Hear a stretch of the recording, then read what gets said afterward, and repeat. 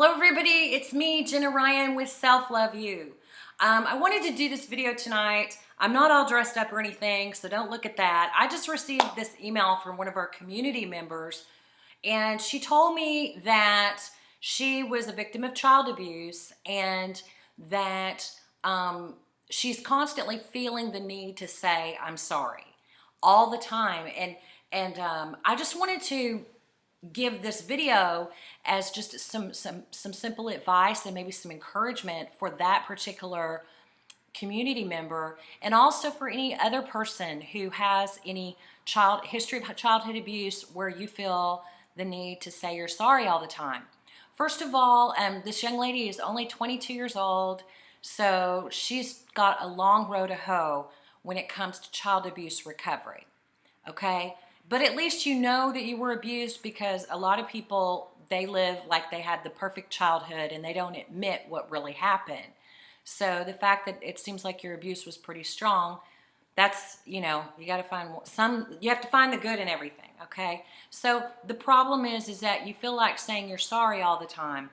And this signifies to me that your true self, or your wounded child self, has taken on the blame and is feeling responsible for what happened to you.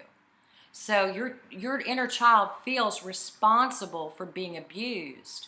And so the abuse caused you to feel badly and horrible about yourself, and to feel like every time you were abused that it was your own fault, you deserved it. And that's what happens to child abuse victims. Believe me, I know. I understand 100%. It shatters everything about you, including your identity, because you can't even connect with yourself because you just feel so badly for all the horrible things you think you did. But I just want to say, first of all, if you're feeling like every time you turn around you're having to say you're sorry, that could indicate that you have PTSD, which is very common.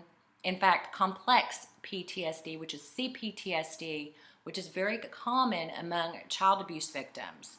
I personally have suffered with PTSD, and healing is very difficult, but it is possible. I'm not a therapist. I don't have the ability to diagnose you. I've never met you.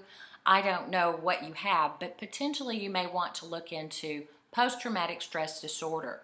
People who have endured child abuse have the same sorts of problems that people had who went to war, Vietnam War, okay? It is traumatic for a little vulnerable child to be abused, period. So I want you to understand a little bit about why you're feeling sorry all the time. You do feel like it's your fault. And let me tell you why. When you were abused as a child, the child's mind is hardwired to idolize the parent. To the child, the parent is like God, the caretaker.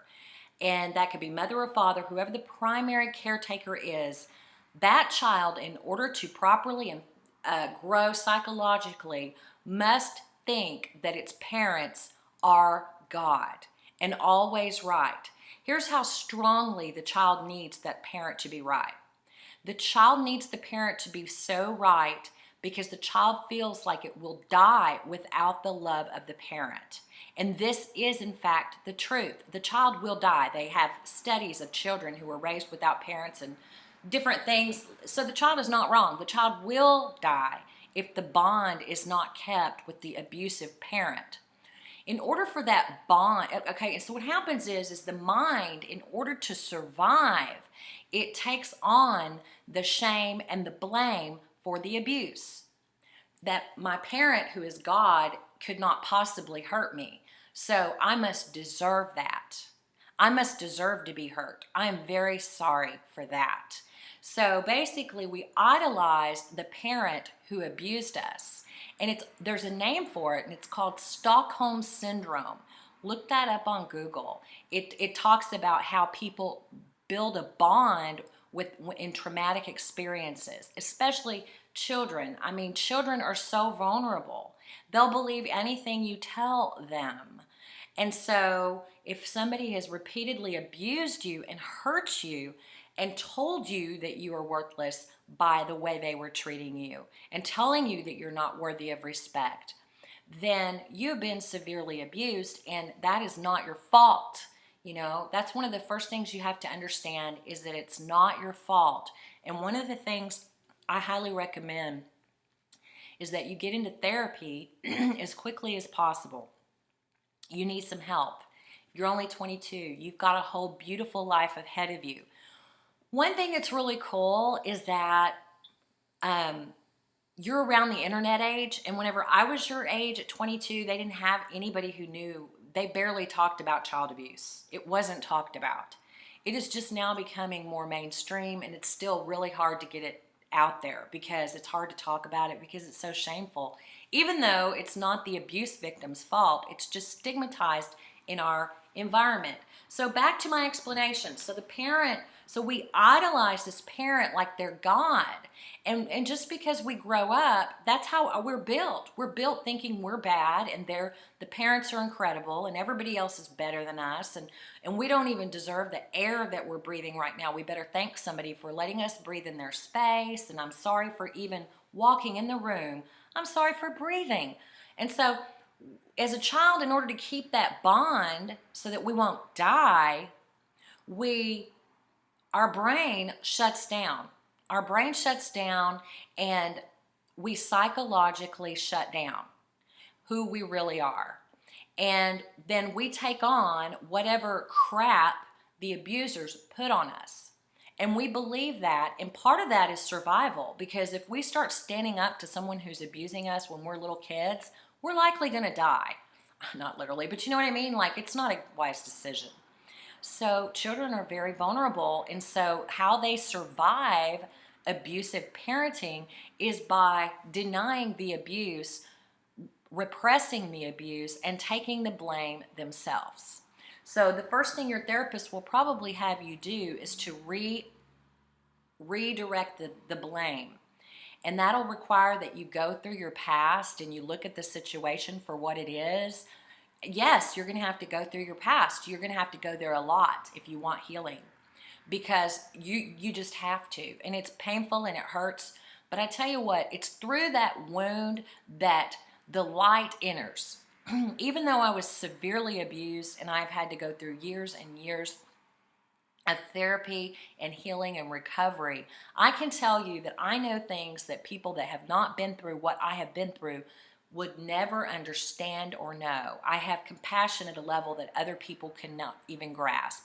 I know about life because I had to become a scholar on child abuse recovery and survival. So you're going to need to do that too. You're going to need to figure out exactly what happened to you, and you're going to need to take all the time you need to take to get the healing that you need. You need to feel good, because life is not about feeling bad. Life is not about feeling sorry all the time. Life is about self-respect and joy and peace and resourcefulness and goals and getting ahead and becoming your true self and living your purpose and helping others and being fulfilled and being fully used. That's what life is about. But unfortunately, you got off to a rough start. That doesn't mean it has to end that way.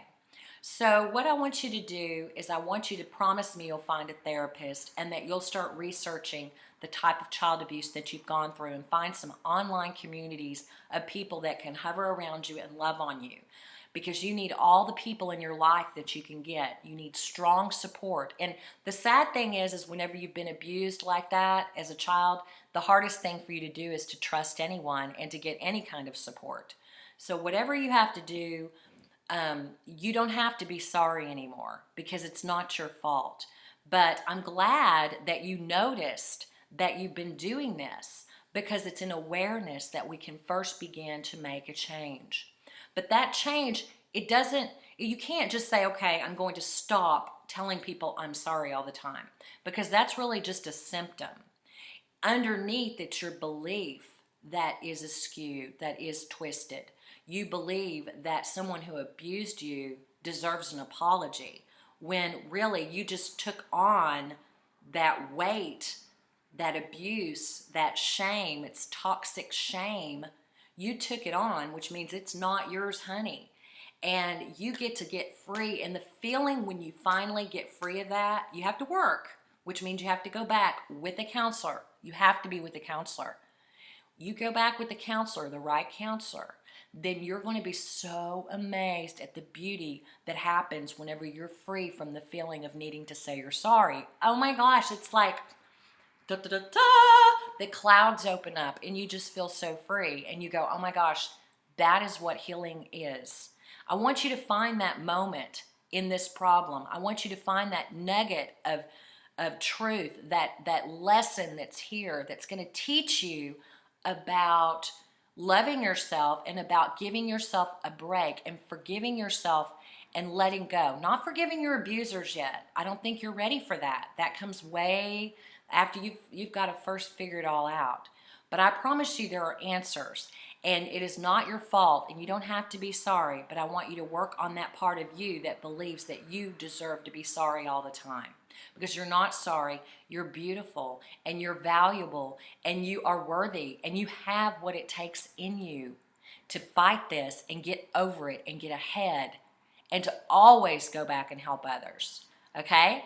I'm Jenna Ryan. Thank you so much for sending me your questions. It means a lot to me, and I just couldn't wait to get this out. Thank you so much. I'm Jenna Ryan. Please subscribe to my channel. Self love you. Talk to you soon.